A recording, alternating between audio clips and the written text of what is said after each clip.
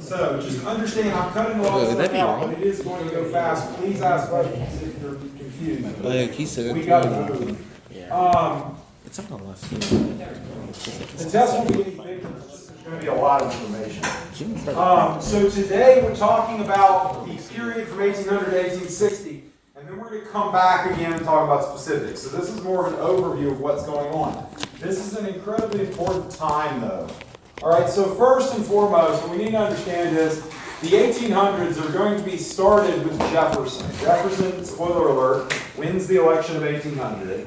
And so Jefferson's vision for America is going to become integral to the 1800s. Vinny.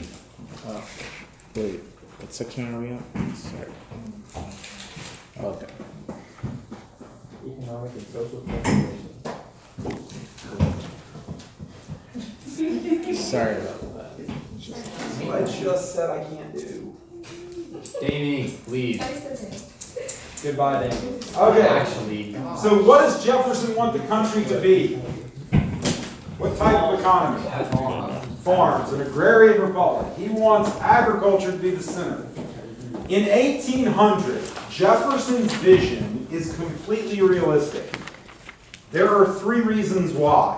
Okay, there are three reasons why in 1800 it is completely possible for Jefferson's vision to be realistic, for that agrarian idea to be a realistic vision for America. All right, the first of the three is, what do most people do for a living? Farm. We are farmers. I love those commercials. So everybody's farmer, so it makes sense, right? The second reason that it is realistic in 1800 that you could have a nation of an agricultural republic, so to speak, is there are 5 million people living in the country. There are 5 million people living in America. Almost all of them live where? North. South? North. Like East. geographically, East Coast. They live on the extreme East Coast.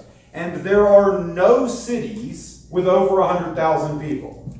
So you have 5 million people all on the East Coast, no cities with over 100,000 people. So where do most people live? If they don't live in cities, farms. they live on farms in the country. So it makes sense. 5 million people all on the East Coast, no cities over 100,000 people. And then lastly, the Louisiana Purchase. What does the Louisiana Purchase get them? Big boy money. Lots of land, which is useful when farming. All right, so those three reasons make it realistic that in 1800, Jefferson's vision for an agrarian country could work. By 1860, Jefferson's vision is dead. There are three reasons why. Look how that worked. 1860, his vision's dead. There are three reasons why. Tell me Okay, the first reason, there are 31 million people living in America by 1860. There are 31 million people living in America by 1860. For those who aren't good at math, that's a lot more. That's like at least 2. He's not wrong. That's 6 times the growth. That means that the original growth doubled every decade. If you think about it that way. That's a huge population growth in a short amount of time. All right? That brings, and keep in mind, well, we'll get there in a second. Second thing, there are 9 cities with over 100,000 people. There are 9 cities with over 100,000 people, including some in the West. 9 cities with over 100,000 people. And then lastly, people live coast to coast. There are people living coast to coast. San Francisco is a city at this point. Keep in mind, in 1800, we owned how much land east or west of the Mississippi River in 1800? None. By 1860, we have people living in California. So it is incredibly rapid growth across the country. And it kills Jefferson's vision. So we need to talk about why. Why did this change? Why does the country change so much so fast? The answer are these 4 revolutions. You don't necessarily have to write them all down now because we're going to go through each one of them. Okay, but these 4 revolutions lead to the change. What I want you to understand is these revolutions all are interconnected. We're going to talk about them in this order, but none of them could have happened in the way they did without the others. Right? Like if I put them on a wheel, I would put arrows both directions because they will both influence each other and be influenced by each other. Does that make sense? Like we're talking about them looking back, but they're all happening interconnectedly at the same time. So they're both influencing and being influenced by everything else. So we're going to start with the agricultural revolution. Let's go for it. All right, the agricultural revolution is going to really be driven by 2 things. There are 2 major things that contribute to the agricultural revolution. The first is westward expansion. Okay, the first is westward expansion. What does westward expansion get them? More land. More land. Okay, the second is technology. Technology. They are going to have technological advances that change farming.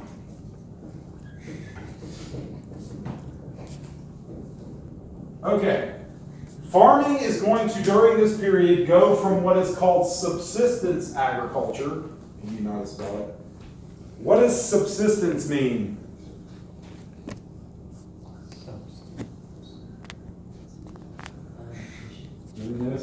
Subsistence means like basically enough to live.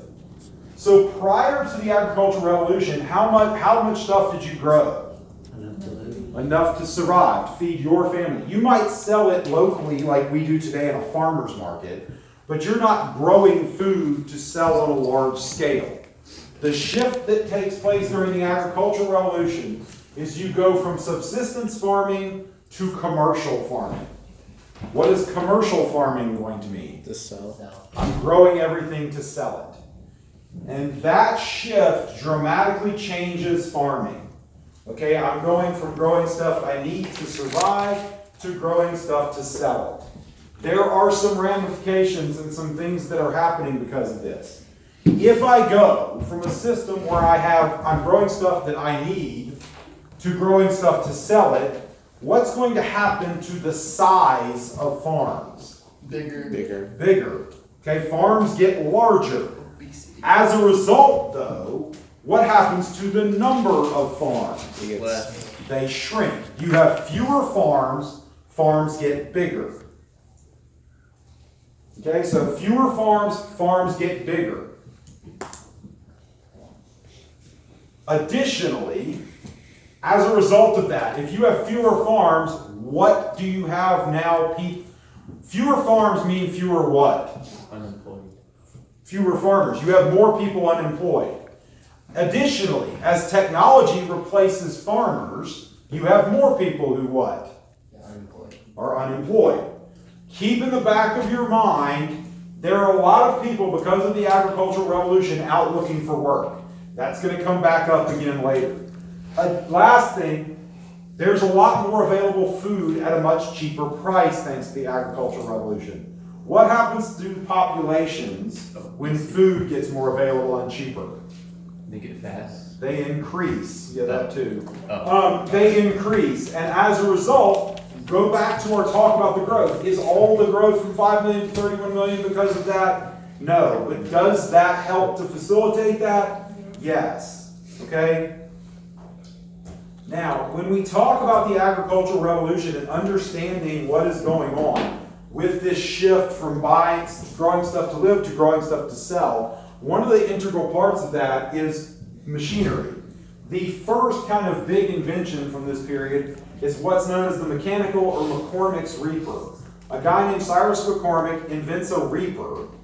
Does anybody know what a reaper is? What it does? It's like cut like It harvests. Yes, it harvests. How you were wrong.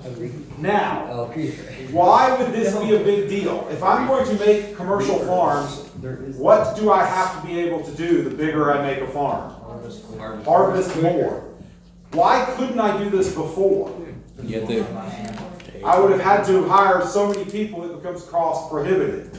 But with machinery, what can I now do? I can hire fewer people and harvest much larger areas, making it commercially viable. So things like McCormick's Reaper are a big deal. One other major technological invention from this period is going to have a perhaps bigger effect in some ways. This is a model of one, not an actual one. Anybody know what it is? A cotton gin. It is a cotton gin. Wow, Avery. The cotton gin is invented in, you have to know the year, but in 1793, and everybody knows by whom. Eli Whitney. I don't know why we all know that, but everybody seems to know Eli Whitney. Eli Whitney invents the cotton gin. Now the cotton gin is going to be very important, but for kind of a negative reason in a lot of ways. So prior to the cotton gin, how much cotton was grown in the South? A lot. Not as much as. Hardly any. Oh, okay. Cotton had never been a thing in America because there were two types of cotton grown in America. One is what's called long staple cotton. Long staple cotton is good cotton. It's easy to get the seeds out. You're gonna have, like I said, you really need to record because I'm going super fast. Yes. Okay, so long staple cotton is easy to get the seeds out, but it can only be grown on the coast of South Carolina and Georgia. Why would they not want to grow cotton on the coast of South Carolina and Georgia? They're already growing rice there. It's the Gold Coast. They're already making money. Why replace something that you're making a lot of money with something else? You would never do that. So long staple cotton doesn't take off because it's limited where you can grow it. The other type of cotton is what's called short staple, or sometimes called American upland cotton. It can be grown anywhere. But this is the cotton most of us are familiar with today. Have you ever held raw cotton? Yes. You try to get the seeds out. Yes. It's nearly impossible.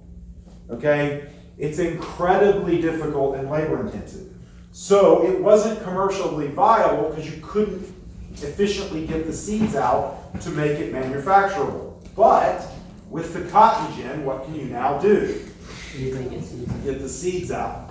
And so, starting in the early 1800s, cotton will become the dominant economic force in the South. They will replace almost everything else. 90% of the Southern economy will turn to cotton. It will become what we call a single crop agriculture, or a single crop economy. They will basically put all of their money into cotton. Cotton will take over. And the cotton gin is the linchpin of this.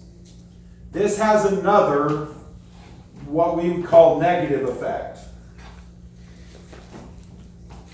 The Founding Fathers, when they were doing the Constitution, had ignored slavery in part because they believed slavery was dying out. In the early 1800s, it looked like they were going to be right. Slavery was on the decline in the South. It looked like slavery was headed away. The cotton gin changes everything. With the invention of the cotton gin and with the change in the South to a cotton-based agricultural economy, they need more slaves than ever before. So cotton skyrockets, so does slavery. Slavery goes to levels it had never seen before. The slavery the South that you're familiar with, the slavery that you're familiar with that most people talk about historically, is this antebellum South. Slavery is revived in large part because of the cotton gin. If you look at the cotton gin usage and the advancement of cotton on the graph, and you look at the growth of slavery, guess what the two lines will do? They will look almost identical. Okay, slavery goes right along with cotton. So for many people, the cotton gin today is considered a horrible invention. It's a law of unintended consequences. I mean, that wasn't Whitney's idea. But what happened as a result is slavery takes off with cotton. Okay, and it becomes a much more brutal, very harsh form of slavery, even more so than it was in colonial times. And unfortunately, again, sometimes just bad luck gets in the way. for everybody involved. It may very well have died out. It doesn't because of the cotton gin. All right, that brings us to number 3, the transportation revolution. I don't mean this as a pun, but if we consider the revolutions a wheel, this would be the thing that is literally driving said wheel. All of the other revolutions in some way stem off of the transportation revolution. Okay, keep in mind, like, one of the problems with the agricultural revolution is, what do you have to be able to do? Sell it. Sell it. What's the problem with selling agricultural goods? It takes long and like the prices can increase. Less that could be an element of it, but there's a more practical problem. It goes bad. They're crops, they can go bad. And so how quickly you can get them, you're gonna hear me use the term market a fair bit. Market's where you sell things. The faster you can get it to market, the more likely it is that it's still okay. So efficiency and speed to market is a huge part of the agricultural revolution. I can grow all the stuff I want. If I can't get it to somebody in time before it's spoiled to sell it, it's a problem. Bless you. So the transportation revolution, now on the flip side of that, right, the transportation revolution needs things like agriculture and industry, because are they going to develop if they have nothing to carry? No. No. So both things go hand in hand. So the first thing we need to look at is what transportation looked like in 1800. So in 1800, it took 75 days to go from Boston to Charleston. It's about 1,000 miles. Okay, so to go from Boston to Charleston, it's about 75 days. The equivalency today, I think we looked it up earlier, it's like 13 to 14 hour drive. So think about that for a second. So Boston to Charleston in 75 days. This is a problem, because if you're looking to sell things back then, in 1800, where can you realistically sell goods? The local market. Hyper local. You can't really go. So this map's pretty cool. It shows us, the green is where you could travel in one day, the yellow is 3 days to a week, this is 2 to 4, this is 4 to 8, I think, and this is 8 or more, 8 to 12, and then that's 3 months or more. So when we look at this, you can see how difficult transportation was. By 1860, that same trip from Boston to Charleston will take less than 3 days. Okay, so in 1800 it takes 75. By 1860 it takes less than 3. Nothing in your life, unless we invent teleportation, will ever change as much as this changed these people's lives.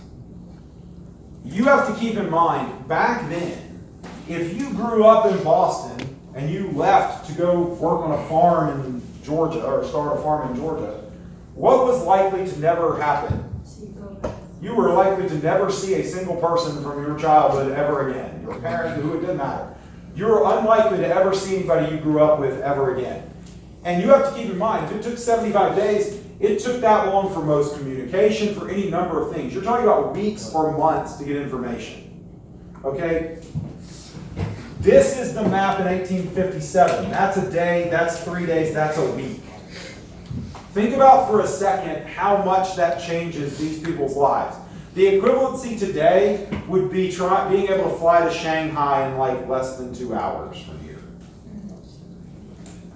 I mean, it's a massive difference for these people. Okay, just the ability to travel, the ability to move information, goods, all of those things are affected by this. So why does this change so much? Well, there's 4 things that are part of the transportation revolution. There's 4 things we need to talk about that kind of explain how all this takes place. The first one is what is called turnpikes. Turnpike. It's just one word, turnpike. There still exists. There's a lot in a lot of New England has turnpikes. There's one if you go to Disney World from here. Usually most people go on one in Florida. Anybody know what a turnpike is? Georgia 400 would have been considered one years ago if we were in New England. Is it one of those things you push up and down? Yeah, I don't know what that is. They're like interstates, but there's something you do on a turnpike that you don't do on a normal interstate. Oh, you pay a toll? No. Yeah, you pay a toll. They're toll roads. They're private roads. Okay, so you pay to use them. Now, roads back during this time were basically not roads as you would think of them. Somebody said earlier somebody said they had land that their family hunted on, and that's kind of like what they equated this to. So like just a road that you use enough that the stuff stays pushed down. That makes sense? Like it's not a cleared road per se. Most roads back then are just that. They're just roads that everybody used enough that they stayed beaten down. Okay? So this is they're building roads, but you pay to use them. They still don't help much though, because the private companies theoretically are going to take the money and do what? Keep them up, maintain them. But what do they actually do? Keep the money and just leave the roads. So the turnpikes start this kind of idea of more efficient transportation, but they don't really help a ton. The second thing is still the main method of transportation for this period, rivers. Rivers are still going to be the main way you get people and things around. Rivers are great. They can carry a decent amount of weight. They're fairly quick. Rivers are, useful. But rivers are limited. Rivers have limitations. What are some limitations rivers might have? Drought. Less so back then, but I get where you're going. But there were less droughts back then. Currents. Where currents run one direction. Okay, British boy bands for 500. You can only go one direction on a river. So it's difficult to go the other way until you invent steam engines. So rivers are limited because you can only go one way. What's another problem with rivers? Drought is close, but go to the other extreme, Hayden. I shouldn't say the other extreme. Go to a different other extreme. Rapids. Think about the north. Freeze. They freeze in winter. So there's parts of the years you can't use rivers. What else would be a problem with rivers? Alligators. They don't go everywhere. At least somebody didn't say pirates. I usually get pirates every year. Okay, yes, you have to have a river. Okay, we kind of missed the obvious one. Rivers aren't everywhere. And you have to have a river to use a river. If you don't have a river, you can't use a river because there's no river. All right. Is there anything else you can think of that might be a limitation on rivers? If it crashes, You die. Rapids, no. if the boat crashes, And You are limited in how much weight you can carry, because what will happen if you load the boat too much? You shall see. It will sink. So it is limited. Okay, they are somewhat limited in that as well. So there are problems with rivers. They're not navigable everywhere and whatever. By the way, this is one of the early, you don't have to know this, in the early 18 teens, they invent the first steamboat. They don't become big until about the 30s and 40s, but that's one of the examples of one of the early ones. Yes. All right, this brings us to number 3, canals. Canals are going to be something that they realize will solve some of their problems. So canals are not a big thing early on until around 1818, when they begin building the first major canal in America. It's perfect for, at least for Halloween. It is called the Erie Canal. E-R-I-E. It's spooky. It's a spooky canal. Like that cat. Okay, the Erie Canal. The Erie Canal connects the Great Lakes with New York City. It is going to be a huge economic boom because you can now get goods from the Midwest farms where? New York. To New York and the East Coast. So it's a huge deal. Yeah. Man. It's like a man-made river, basically. Somebody said water roads. Not a bad way to define it. what? It's like skinny and That's a great But they made it. I would add into this, and you don't have to know any of this for the test, but if you're into engineering, the Erie Canal is considered like one of the great engineering, like one of the 7 engineering wonders at the time. It is about 364 miles long. It is all built by hand. They dug the entire thing by hand. At a time in which you can't go uphill easily with canals, they built the first lock system to raise boats without power at Erie and Buffalo to get it into Lake Erie. It's a fascinating, there's some really good documentaries on the Erie Canal. It's an amazing accomplishment. They were able to do this. But when they started building it, it was considered a joke. Like, nobody thought they'd finish it. The governor of New York who started it, his name was DeWitt Clinton. They called it Clinton's Ditch because they said it was just going to end up being just a giant ditch that didn't do anything. And it turns into this huge economic boom. It cost about $2 billion in today's money, but it probably made that much in a year. So it was a huge deal and a huge engineering feat at the time. Yeah. About 7 years. I mean, you got to think about it. It's a long time, but it isn't. When you think about how anybody who's dug anything, can you imagine hand digging a 364-mile long canal? Sounds absolutely I mean, I would assume tens of thousands, but I don't know the specific. There are some specific things about it. So they're just, you see $7 million in that time, in money during that time. It's a crazy accomplishment. It's one of the most remarkable engineering feats ever. All right, canals, by and large, though, they do solve some of the problems that rivers have. What do you think what can you solve with a canal? There's no current. You can go both directions. Okay? No alligators, unless you put them in there. Or they find out. You could have a little fun. Adventure mode. Just Randomly throw alligators in different portions. they'll find their way. Piranha, just. Okay. Okay, what else? What other problems do canals solve? There's one other major thing they solve. They don't freeze. Well, There. You can put them where you want, right? You can put them where rivers aren't. You can put them where rivers aren't. And they don't freeze. Now, there are some problems that canals still have. Some are the same as rivers. Some are actually new. They freeze. They still freeze. All right? You can still sink. You're still limited in weight. You can crash into other But boats. yes, there, you can get eaten by the alligator. There are other problems brought by the canal pirates.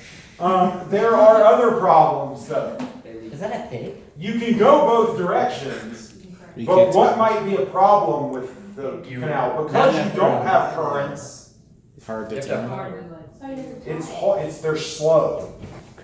Right? You're not going to go very fast either direction. In most cases, you're going to have to either row, pole, or in a lot of cases, what they would do is tie livestock to the boat and pull it up the canal. So they are slow. Additionally, they are expensive to build and expensive to maintain because you constantly have to dig them back out. Because what happens is they fill back up with dirt through erosion. So you're constantly having to do what they call dredge. You don't have to know that name, but you're constantly having to re-dig out canals. And then there's one other major problem we missed with canals. What has to be at least one and probably both ends of a canal? Block. A river. Water, rivers, or a lake. You have to connect water. You have to connect to water in some way. Can you go uphill? Not really. That's another problem with them. Yes, but you got to remember, Erie Canal is a one-off. They can't do that everywhere. So they are limited. They can't go uphill. They can't go through mountains. So you are limited in... That was the design of that thing. So they can't go everywhere because you can't go up hills. And there are limitations, and you have to have water at one and probably both ends. So canals don't solve everything. The fourth thing, however, does. Railroads. Yes.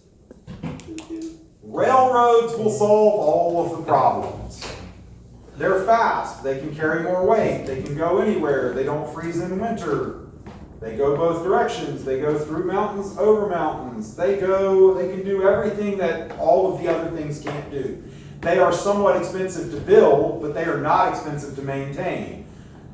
So when we think about railroads, they solve all of those problems. To tell you how big a deal railroads became in America, in 1830, there were 100 miles of rail track in America. Okay, so 1830, there were 100 miles of railroads in America. By 1860, that's 30 years later for those who are bad at math. By 1860, there are over 30,000. Now keep in mind, once again, everything is done by hand. They're manufacturing the rails, they're manufacturing the nails. All things are done by hand. There are, yes, there are a lot of Asian immigrants who are forced into it, a lot of Irish immigrants. It depends on the railroad company as to who they used to build them. How many miles in 1860? 30,000. This map is a really good example. So the green railroads lines were being built between 1830 and 1851. So that's a lot of railroads in 21 years, 1830 to 1851. The red lines are 1851 to 1860. Look at the amount of railroads they built in 9 years. That's insane. Like, we couldn't do that today if we tried. So why are railroads such a big deal? Well, they free up everything, right? You can transport goods, information, everything. The reason that trip from Boston to Charleston takes less than 3 days is why? Railroads. Take it a step further. By 1875, you will go from New York to Los Angeles in less than 3 days. Okay, New York to Los Angeles in less than 3 days by 1875. Keep in mind, in 1820, we didn't even own, actually, in 1847, we didn't even own California. By 1875, you could go in 3 days from New York to California. That's the equivalent of flying to Shanghai from here in less than 20 minutes. Lightweight. Is that fast, Lily? It's a 16-hour flight according to Justin last period. I don't know. It's the equivalent of going in less than 20 minutes for them. Think about for a second this idea for these people and how mind-blowing it is that you can go across the entire country in less than 3 days. Really? Yeah. Oh, dang. I almost It will never happen. in those classes you should. So I'd also like to add, that's assuming, that goes from, so you're talking before it was 6 to 8 months at best to go from New York to Los Angeles. That's assuming you didn't die, which was a pretty decent chance because there were Indians, there were bears, there were wolves, there were diseases, and there were winters where you get stuck and have to eat all your friends. Wasn't there? So basically, you know, It took what? there's a decent chance you're going to die. All right, that brings us to the Industrial Revolution. I love this. Isn't that what kids die? That's where they abuse children. It's a bet. Wait, I thought that. Hello, I Dave. thought that was more in Lies. Europe than America. I thought the Industrial Revolution was more in Europe than. No, it's here too. Okay, the industrial, it starts in Europe, but it comes here.